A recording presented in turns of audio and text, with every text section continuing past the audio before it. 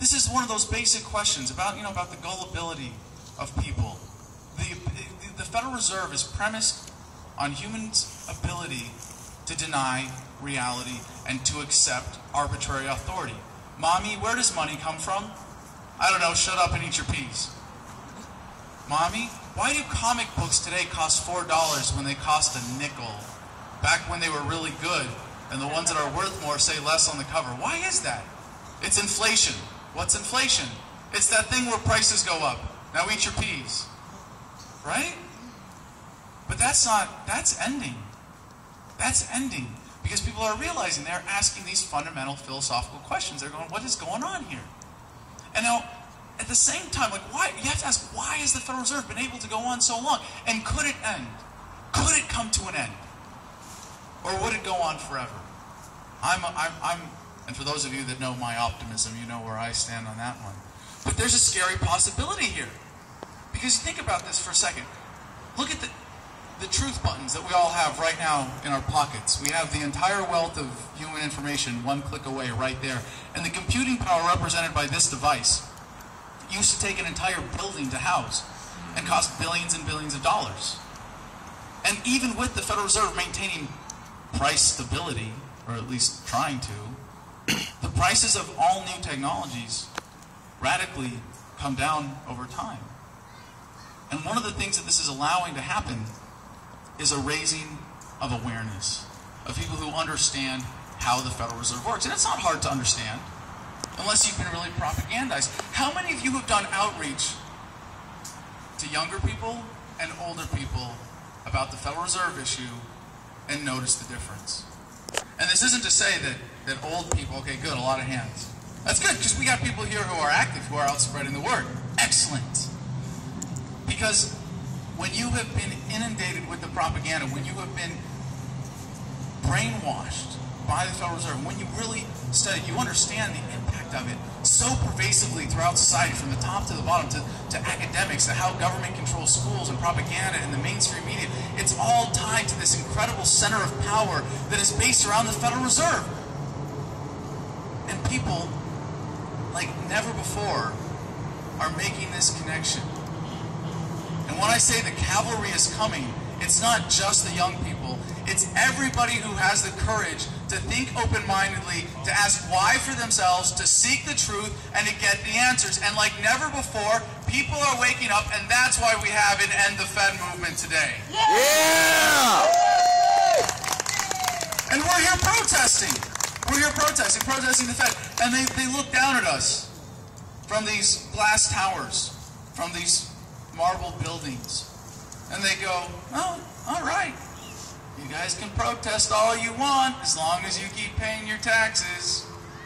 You can protest all you want as long as you keep using the Federal Reserve notes because you're paying the inflation tax. Bernanke even admitted that.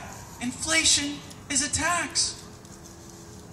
And you are willingly choosing to succumb to that, to pay the inflation tax simply by holding dollars, knowing that every time they create more money in Washington, the dollars in your bank account and your back pocket lose value. And people are putting this together. And what's the result? Well, just like naked body scanners, people are opting out.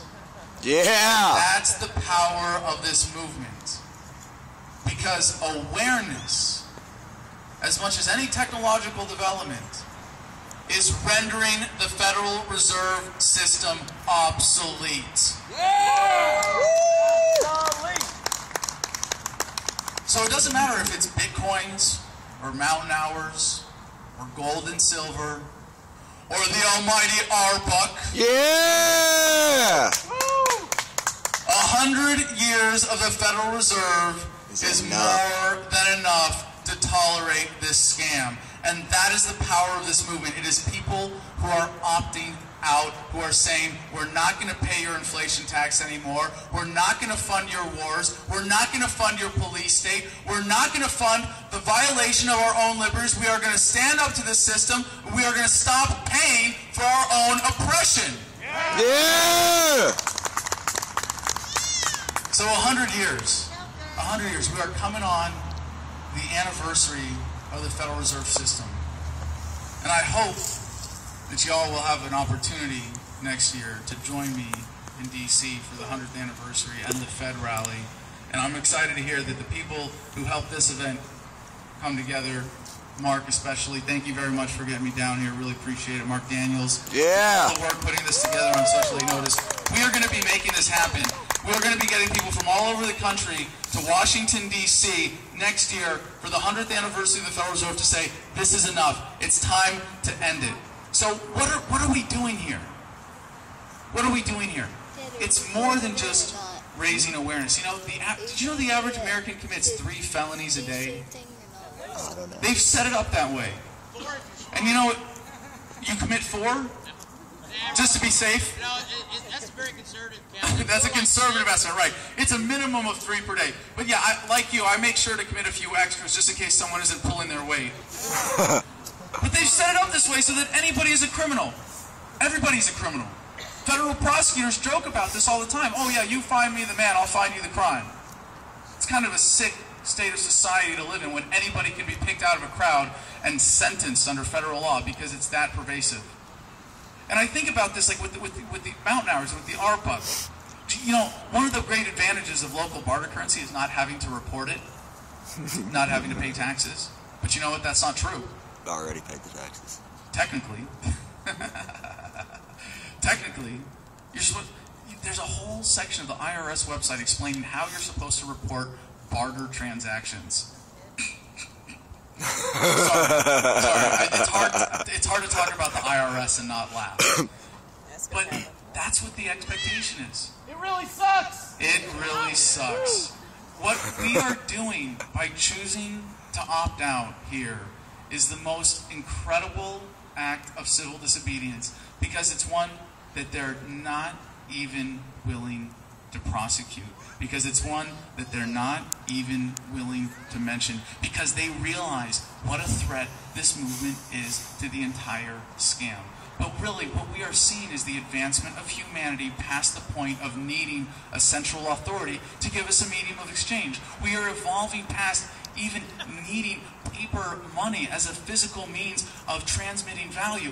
We are evolving past the gullibility of prior generations who fell for the imposition of the scam of the Federal Reserve in the first place. What we are fundamentally doing with the End the Fed movement is moving humanity forward to a new stage of prosperity that has been kept from the entire world by the central banking scheme for the past 100 years. And it's an honor to be a part of this with all of you, moving humanity forward. Thank you very much. Yeah!